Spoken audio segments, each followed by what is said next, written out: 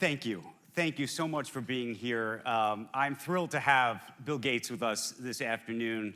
I've wanted to do this with you for quite some time.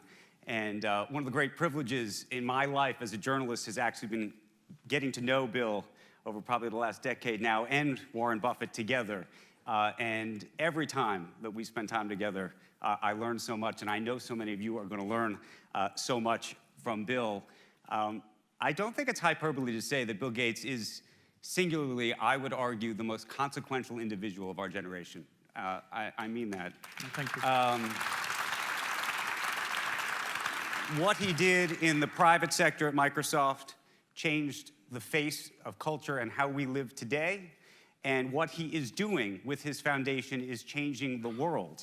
I just want to give you one stat. Since 2002, and Bill and Melinda Gates have a huge role in all of this, more than 32 million lives have been saved, and hundreds of millions of people have received prevention treatment and care services for HIV, TB, and malaria as a function of the work that he's been doing. And when you think about 32 million lives, that's something that's very, very difficult for just about anybody else in the world to have done. So thank you for that, Bill Gates.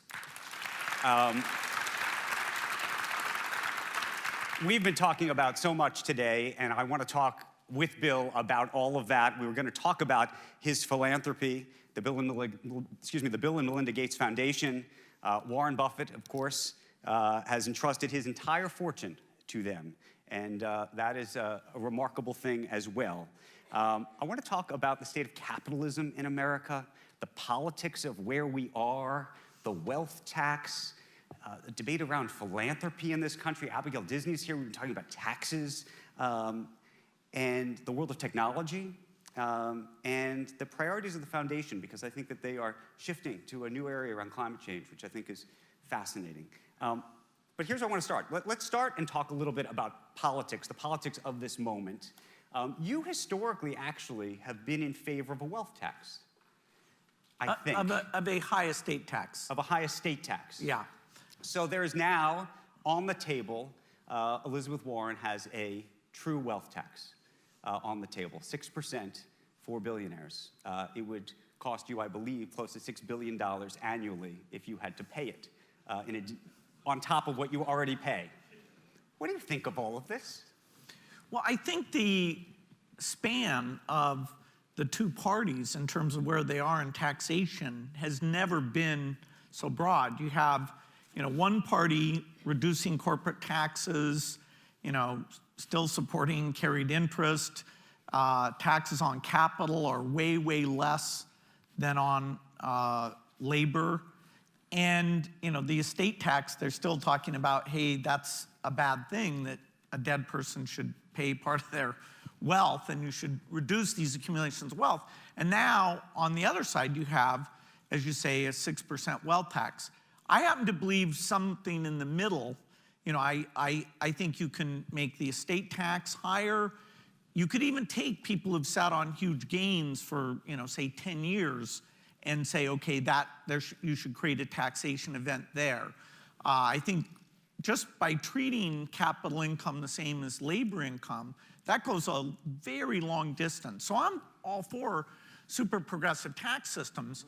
You do need to couple these things with more transparency. The fact that you can, through trust-like structures, hide lots of beneficial ownership and get away with a lot, both at the corporate level and at the individual level, we can do a lot better there. So I'm impressed that there are a few candidates that go even beyond my view. And I do think if you tax too much, you do risk the capital formation, innovation. U.S. is the desirable place to do innovative companies. I do think you risk that. Now, somebody can say I'm very biased since I've been a prime beneficiary of the existing system. But I'd love somebody to find a middle ground approach, because the government's role in healthcare and better education, the government does need more resources than it has today. And so what would you do? Well, if you make the tax on capital the same as labor, you go back to the estate tax that we used to have, doing something like the 10-year thing, where it's super large fortune. The the big fortunes are not, as Piketty says, a return on capital. The big fortunes are the return on creating companies that achieve very strong positions, particularly in the technology industry. That's where you get these super big numbers. And so there, you know, I've paid over $10 billion in taxes. I paid more than anyone in taxes. But I'm glad to have paid, if I'd had to pay $20 billion, it's fine. But, when you say I should pay $100 billion, okay, then I'm starting to do a little math about what I have left over. Sorry, I'm just kidding. So you really want the incentive system to be there, and you can go a long ways without threatening that. Have you ever talked to Elizabeth Warren about any of this before? Would you? Would you want to? I'm not sure how open-minded she is, or that she'd even be willing to sit down with somebody, who has large amounts of money. Okay, so let me make it complicated for you. You've been, politely say, public about your misgivings about our current president. If Elizabeth Warren were the other candidate, what would you do? I'm not going to, make political declarations, but I do think no matter what policy somebody has in mind, a professional approach is even, as much as I disagree with some of the policy things that are out there, I do think a professional approach to the office, whoever I decide would have the more professional approach in the current situation probably is the thing that I'll weigh the most. And, I hope the more professional candidate is an electable candidate. Okay, we will, I think we can take away something from that. I have a separate question, actually. This has to do with taxes, though, and it has to do with philanthropy. And one of the great things, and clearly you are an example of it, is that you have given away your vast fortune, $50 billion so far, we should say, and another $50 billion is in the foundation itself. But there has been a question about the idea that vast fortunes in this country are able to be moved from the private sector into a foundation without paying tax. So the shares of Microsoft that you were able to generate, the shares that Warren Buffett was able to generate, there's no capital gains on that. There's no step up on that. And so the U.S. taxpayer, the U.S. citizen, it's not clear that they are beneficiaries of your success to the extent you believe that they should be. What do you think of that? Would you ever be in favor of taxing philanthropy in that way of some sort? We can raise taxes in a lot of ways, including making some gifts to foundations more taxed. We have a lot of room. The current thing is not either in terms of encouraging philanthropy or discouraging and forming new business. We're not close to the limit. I mean, there was a time where we had 70% taxation rates. Now, you do get some people wasting a lot of time looking for tax loopholes if you're not careful there. But, we're not at the limit on that. In my case, because of the amount of money I put in, my deduction expired. You can only take 30% of adjusted gross income. And so 90% of my potential deduction, didn't get used. The way Warren does it, he doesn't have much personal income. So his yearly gift, which is worth over $2.5 billion, he doesn't get that much tax advantage. But both Warren and I are glad in whatever way to pay a fair bit more in taxes. And it is important to separate out the question of, should rich people pay more in taxes? The answer is yes. For whatever remainder of money they have left over, I do think philanthropy is a good thing. I think it plays, that 2% of the economy plays a role that neither the private sector or the government are able to do in terms of various innovative approaches to save malaria or nutrition or trying out new models of education through things like charter schools. So I stick up for even once you change the tax system, the remainder, it's okay, in my view, to have philanthropy. But what do you think of this larger idea that underneath all of this, you hear people who say there shouldn't be billionaires in society, that if you really understand what this wealth tax is about, in fact, one of our authors at the New York Times describes it almost as a cigarette tax with the ultimate goal of there being less of it.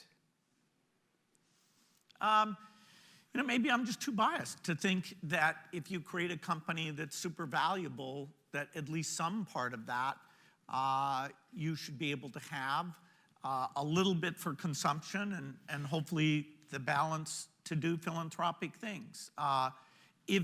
Now, there are people who think that politically those fortunes being used for things like lobbying or giving to candidates, that's tilting the playing field.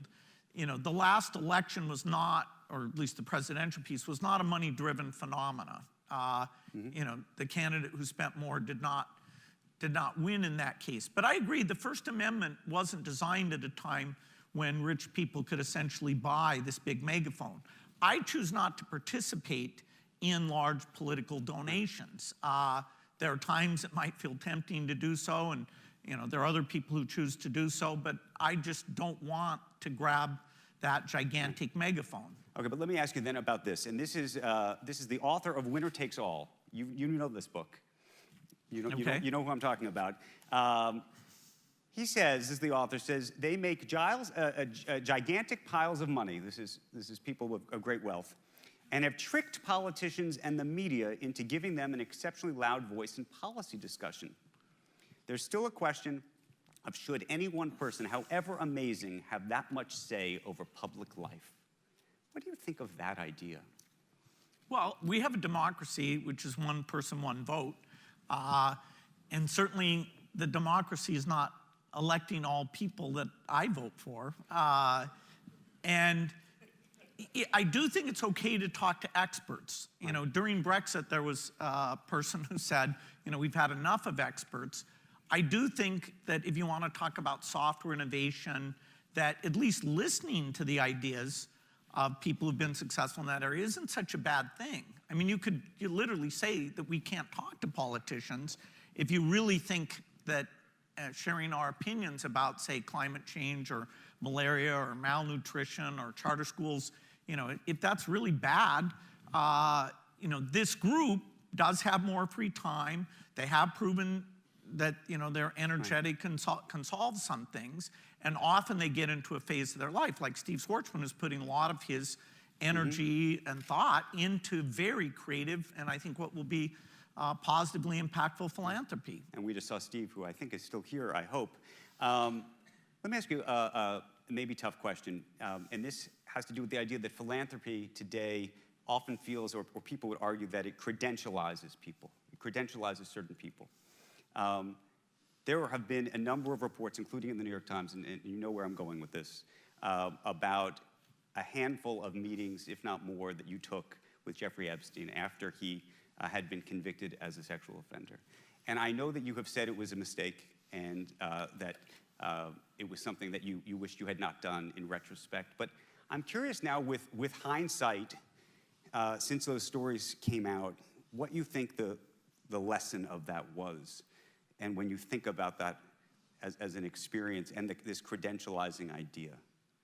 Well, definitely, you know, any people with a reputation spending time with him probably gave him an undeserved sense of, you know, being back in the mainstream or not being a pariah. And so my doing that was a mistake. As I go about trying to raise money for global health, which, you know, every extra $1,000 we raise for that cause saves one life. And so we are extremely resource limited. We can buy more bed nets, we can buy more vaccines. In that case, you know, I made a mistake in judgment that I thought that those discussions would lead literally to billions of dollars going to global health. Turned out that was a bad judgment. That was a mirage. None of that money ever appeared. And I gave him some benefit by the association. So I made a doubly wrong mistake there. In general, when we have something like the Giving Pledge, it is tricky when, you know, somebody wants to sign up and you're like, well, but your fortune is really a questionable fortune. There's some countries that we just haven't done any recruiting in at all because we're not, in a position to really make those Because judgments. because you look and you see the corruption. Yes, that it may have been derived improperly. And I feel bad. We probably will at some point accept someone into the Giving Pledge, and it'll turn out that their fortune is a disreputable fortune. It is, as you're engaging in this, if you really want to get out there and get more people drawn into philanthropy, there is a risk that you'll make a mistake. Let me ask you a personal question. And I was thinking about this the other day because I wrote an article about you several years ago, and we, for the New York Times Magazine, it was the cover. It was an education piece, you remember. And we were walking down the street on 57th Street, and we maybe walked half a block, and you were surrounded. And there was a moment where I thought, when we were walking, that you had forgotten that you were Bill Gates. And maybe just stick with me for a second. And I wonder, just in your life, you are the equivalent in some ways of a head of state these days in terms of, your time down to the minute. There's a whole thousands of people around you. And I just wonder on a very personal level, when you think about your own life, how you can be Bill Gates out there in the world, and then how you can be the Bill Gates that you are in private. And how you think about that, and how you maybe even how you can find some space between the two. Well, part of it is that you limit the amount of time you go out into the world because it's a little bit distortive, and you have people around you like Warren Buffett or my wife Melinda, who, if I come back and I look like I'm all puffed up, they, cut me down to size a little bit. And, I do the dishes, I have kids. Do you? Well, absolutely. You do the dishes? I drive kids to school. I have kids that think I don't see the world in a modern enough way, including even some technology things they use that they find it amazing. Like what? Oh, I'm not as phone-centric as they are. I mean, I have to tell myself, I've got to check Instagram because my youngest daughter likes to communicate there. I have to check WhatsApp because another child likes to communicate through that. It's like, oh my God, I have to do all this. But if I forget to do it, then it's like, wow, you're not paying attention to my life. I like to read email, and it bugs them that I'm so email-centric and that I'm very large screen oriented. So, going out, just take like today. Today I got to meet top scientists working on solving malnutrition and obesity. I got to meet top scientists working on gene editing, which for some disease of the poor like sickle cell or HIV cure will make a big difference. So I get a huge benefit when I go out in public of these interactions of how can we drive things forward. So the idea that, okay, I give up some privacy in certain settings, as long as it's not when I'm with my kids, it's fine. It's part of the deal. I don't go into a bar all that much because then people are even more, aggressive about coming up and talking, and that's probably good that I stay away. I want to talk about the foundation, but you did mention technology, so let me just ask you about it, because we had Makan Delrahim earlier here today, and we've been talking about antitrust, and you, of course, lived through the case, and Dave Marcus from Facebook is here today.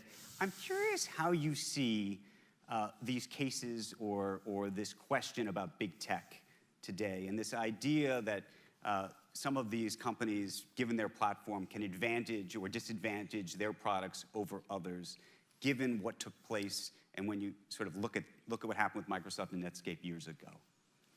Well, I'm not sure whether the only tool being breaking companies up is either valid the way the law is written or is likely to be written. I think it's probably more fruitful to look at the network effects that you get, that say if you send a friend's message to somebody, if they're not on that particular network, it can't get to them. Or if you're shopping on Amazon, they have your credit card, they have your shipping address, they have your history. Should there be a regulation like there is in Europe for the financial institutions, where if you want to share all of your information, about what you do with Bank One, with Bank Two, so you can get them to bid to give you a loan, that's required, that the network effects that you might have of being locked into the one bank, these interoperability rules. So I do think there are things about technology companies that it's worth looking at what the policy should be. I'm not sure, but believe me, there's another one where you can say I'm just super biased. I didn't think Microsoft should be broken up. I argued against it, and I wouldn't wish that on anyone. Do you think it made the technology environment more competitive? No, I think that's one of the, but everyone else can say that if they want. It's not true to me, and I will never change that opinion. I think that we've talked before where there was a view that maybe the case, and maybe it's the case itself, might have taken the company's eye off the ball around mobile, might have given it definitely did given Google an opportunity. But that doesn't help. That's not a pro-consumer thing. There's no doubt that the antitrust lawsuit was bad for Microsoft, and we would have been more focused on creating the phone operating system. And so instead of using Android today, you would be using Windows Mobile. If it hadn't been for the antitrust case, Microsoft would have gone, oh, we were so close. I was just too distracted. I screwed that up because of the distraction. And, we were just 3 months too late with the release that Motorola would have used on a phone. So, yes, it's a winner-take-all game, that is for sure. That, now nobody here's ever heard of Windows Mobile. But oh well. And I wouldn't, that's a few $100 billion here or there. I wouldn't have retired as soon. And that one is less, I am disappointed that Windows Mobile didn't succeed. But in terms of my own life, even though it was a very painful thing because I got very personally involved in the defense of the company, the fact that I retired earlier probably net was good for me because I got down the learning curve on the foundation. I got to partner with Melinda in the early days of the foundation. And, I don't have a life where I'm allowed to complain because basically, only 99% of things have worked out very, very well. Let me ask you two other quick tech-oriented questions. Do you have a take on this political advertising issue right now that's taking place on social media?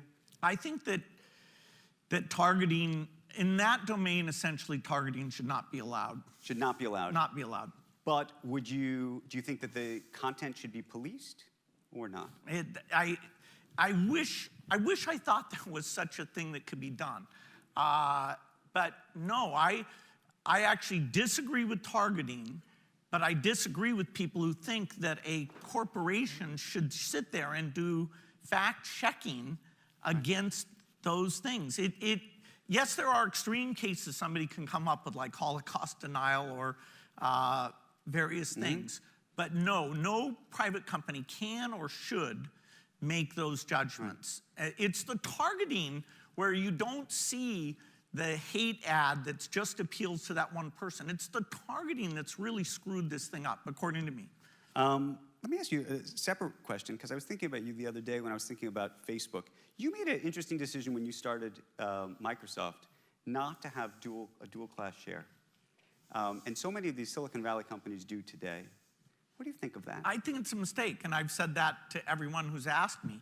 It's enough as an individual to really feel like you're responsible for the success of a company to actually go and short-circuit the governance mechanism where if you really are making mistakes that your board can't outvote you, that you literally can just replace the board the next day. Well, how kind of hubris is that? I mean, if you're really doing a good job, you really think you're at risk of that? I felt enough responsibility for making sure Microsoft succeeded that I didn't want to be the dictator of Microsoft. Okay, final tech-oriented question, because I know it's a sort of a geopolitical question, then we talk about the foundation, which is China, which has not actually come up too much today, unfortunately. But I'm curious where you land on Huawei and this idea that China is building technology that ultimately is going to compete, if not overtake, what we're doing here. It's good that China's doing innovative technology, and anybody who thinks we should try and stop that is A, being unrealistic, and B, it's not a good thing. Huawei, like all goods and services, should be subject to an objective test. Is it bugged or not bugged? The rule that everything that comes from China is bad if it tries to come to the US, or everything from the US, like jet engines, software, you name it, is bad. That is one crazy approach to trying to take advantage of innovation and really have the two countries mutually dependent enough that we minimize the chance of ever going to war with each other. We should take advantage of their climate change innovations, their medical innovations, just like they should take advantage of ours. And the idea that we just, you can do things with an objective standard. When we were questioned about, does Windows have some NSA thing in it, we gave to governments the Windows source code, and they could look at it, they could compare it to what was shipped. We created an openness that made them comfortable enough, and Huawei can do the same thing. But if you ever want to The government doesn't think so at the moment, this administration. Anyone with technical expertise would think so. How can you tell China to buy a jet engine? The jet engine has all sorts of software in it. Now, you can send a funny command to it and say, okay, turn off the jet engine. Do you want them to buy any of our sophisticated goods and products or not? And what about Chinese employees? If you're so paranoid, what about the code that's being written by somebody whose grandmother was Chinese? I mean, our great-grandmother was Chinese. My God, just think about it. I mean, is there any piece of software in the world that you're willing to trust? You should use objective measures, not taint-type measures. There are people born in foreign countries who write software, honest to God. Let me pivot the conversation to the foundation, because you're doing something very interesting to me, which is that, and I don't want to say that you're pivoting, but I think that there's been a shift for you, which is that you focus thus far on global health. And by the way, Nick Kristof, my great colleague, was one of the great inspirations, a column that he wrote for some of the work that you've done. But what I wanted to ask you about is, you seem to be shifting your money, resources, thought, and efforts towards climate. And I want to understand when that happened for you, what the change was, and how you see the challenge. Yeah, actually, I'm working on a book that'll come out next summer about what a climate solution would look like. And, I've been pleased that the interest level in climate has gone up pretty dramatically over the last 2 or 3 years. It was about 10 years ago, I had some professors come to me 4 or 5 times a year and bring other experts so I could learn, okay, how good are the models? What are the negative effects? What is the uncertainty? What are the positive feedback cycles? And so I've been on this learning curve, and that's the whole reason I started this nuclear power company called TerraPower, was not to make money, and I've avoided that.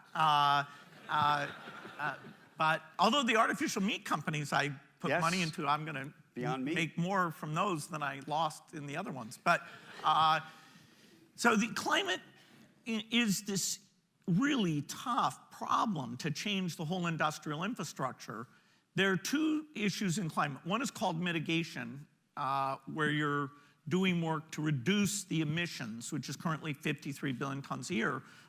Everybody agrees you've got to get that pretty close to 0 by 2050. I do that outside the foundation through investments in private companies. People who do geothermal, offshore wind, electric buses. I even have a venture fund that 20 other people have supported to invest in these climate-related innovations. The other climate thing you have to do is called adaptation. That is, help the people who will still be affected, because the temperature is going to go up somewhere between 2 degrees, 3 degrees centigrade and 4 degrees centigrade. And it's hard to say what. We'll have to do a super, super good job to get anywhere near to the 2 degrees. And so the poor farmers in the equatorial regions will have more failed crops. You'll also have more storms, you have sea level rise. And so that's where the foundation is trying to create seeds that can deal with drought, that are more productive for the good years, so you have buffer stock. So we're doing a lot of adaptation work. A lot of it's the work we would do anyway, of improving nutrition, improving agricultural output. The weather is already very uncertain. It just gets worse in a negative way. Do you think politically nuclear power will ever be something that will be a completely viable solution? Because it solves a lot of the problems. If people were rational, yes, which means there's like a 30% chance. Nuclear, the current reactors actually have a better safety record than any other source of electricity. They are not the best. Except that when there is a problem, there's a problem. Chernobyl is the only case where you have radiation release killing people. Coal kills a lot of people. Natural gas pipelines blow up and kill people. Per kilowatt hour, it's the safest. But I don't care about that. Those reactors can blow up. You can design a reactor that is not capable. That is, there's no high pressure in the reactor anywhere. These existing reactors have lots of high pressure, and they need humans sitting there pushing buttons. You can design a reactor that by multiple physics principles, that the radioactive material never leaves the reactor. You have the heat pool and the low pressure anyway. And so people at least should be open-minded that a next generation reactor can have far better economics, far better safety, no proliferation, no waste problem. But we need lots of innovations to solve climate change. If we have certain other breakthroughs like in energy storage, you can actually create a zero-emission grid without nuclear. But it's way more straightforward. It's way less expensive. It's way quicker if a meaningful part of it is this breakthrough new generation reactor. What's the coolest technology or thing that makes you the most optimistic? Well, the thing that is the most amazing is that part of the reason poor countries have such a tight time is that over 40% of the kids there never develop either their physical body or their brain. Because of malnourishment from an early age, they have very low IQ, very low physical capacity. And so in Africa, that's over 40% of the kids. And it's never been understood why. It's not like starvation. They are getting enough feed. Their twin brother is on their growth path, and they're not. We've discovered, the foundation's researchers, we fund that you get inflammation in your stomach that relates to the bacterial species, the so-called microbiome. And so we are in trials right now with very low-cost things that can get rid of that inflammation and allow the kid to get back on their growth path. And so not only will less kids die, because kids on their growth path are a third as likely to die from pneumonia or diarrhea or malaria, but also as the kids survive, their ability to learn and do work. Every society has benefited from the fact that the food input, you got more and more protein, and so less kids had malnourishment. Here we can short circuit that, and even very poor countries, we can essentially get rid of malnutrition. I get to work on a lot of cool things. That is the most cool thing I'm working on. How close? I know you were so close on polio and malaria. Well, polio we're close. Malaria is a 20 to 30-year quest that we're just at the beginning of. Polio, hopefully we're not many years away from getting 0 cases. We have 2 countries, Pakistan and Afghanistan, and I'm putting a lot of time into that because 0 is a magic number. As long as there's cases in those 2 countries, it can spread back. And so we have to keep vaccinating kids all around the world because it could go anywhere. If we can get to 0, then you can stop vaccinating, and it's like smallpox, the only disease ever eradicated. We don't spend any money on treating people or vaccinating people because it's gone. Do you have any interest in space? No. Well, your neighbor in Seattle likes space. He can have it. Why is that? Because malnutrition is so much more impactful. HIV is more impactful. Malaria is more impactful. Have you ever talked to Jeff about that? Oh, sure. Elon likes Mars. Jeff likes artificial planets. I read a lot of science fiction, but I guess not as much as they did. 2 final questions. And one came from an audience member as I was walking back in here earlier today. They want to know, would you ever run for president? No. Ever? No. Not interesting. Well, I am good at innovation, backing scientists, whether it's climate change or HIV or malnutrition. That's what I'm good at. And it's very much a full-time job, orchestrating the resources, and then when there's a breakthrough, making sure it gets out to all the kids in the world who need it. This work that I do in partnership with Melinda and a great team at the foundation and many other co-funders. This is my life's work. This is my current life's work. I have 2 careers, my Microsoft career and this career.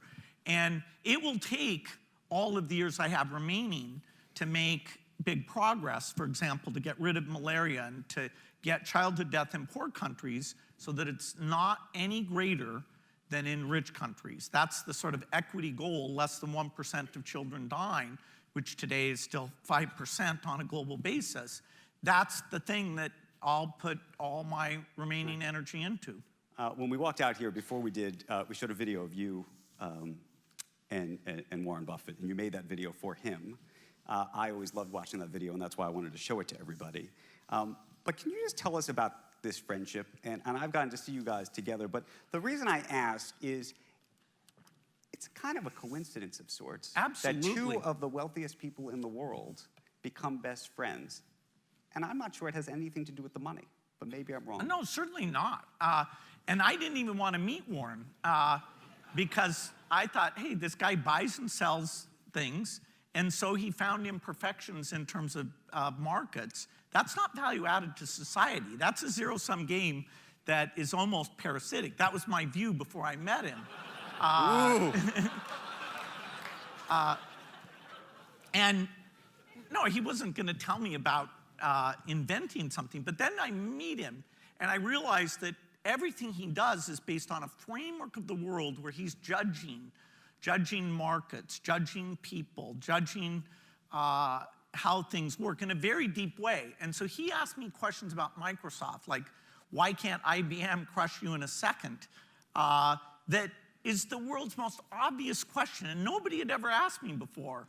And so I got to ask him about newspapers and retailers and good investments, bad investments, and how he figured all that out. And I realized we both, although we come from different places, we're both trying to model the world and what goes on. And the world, I have to say, has been even more fascinating in some unexpected ways than when we first became friends. A number of things Warren and I call each other up and go, oh my God, can you believe what's going on? This is so interesting, unexpected. What the hell's going to happen? We can talk, forever because we're both trying to figure it out. Final question. What do you want to be remembered for when all this is over? Well, I certainly don't have a goal to be remembered. I want to work on things that, in a sense, people will forget. I want you to forget there was ever polio or malaria. Now, there are a few people I would like to remember me, my children, my grandchildren, and I hope they remember me favorably. But outside that pretty small group, if you really get rid of problems, then nobody ever has to think about it again.